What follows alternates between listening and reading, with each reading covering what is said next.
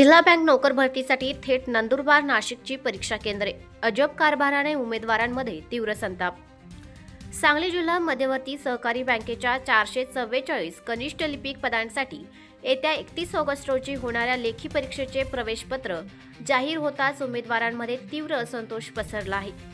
यापूर्वी जाहीर केलेल्या केंद्रांच्या यादीला फाटा देत अनेक उमेदवारांना सांगलीपासून शेकडो किलोमीटर दूर असणाऱ्या नंदुरबार, नाशिक, धुळे, अहिल्यानगर आणि जालना यासारख्या जिल्ह्यांमध्ये केंद्रे देण्यात आली आहेत.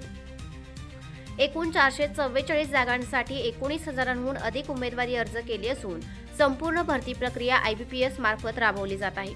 सुरुवातीला सांगली, कोल्हापूर, सातारा, पुणे, अकोला आणि बीड येथे परीक्षा केंद्रे असणार असल्याचे सांगण्यात आले होते. मात्र प्रत्यक्ष हॉल तिकीट मिळाल्यानंतर थेट मध्य व उत्तर महाराष्ट्रातील दूरची केंद्रे माथी मारल्याने प्रवासाचे नियोजन आणि अतिरिक्त आर्थिक भुर्दंडामुळे उमेदवार आक्रमक झाले आहेत.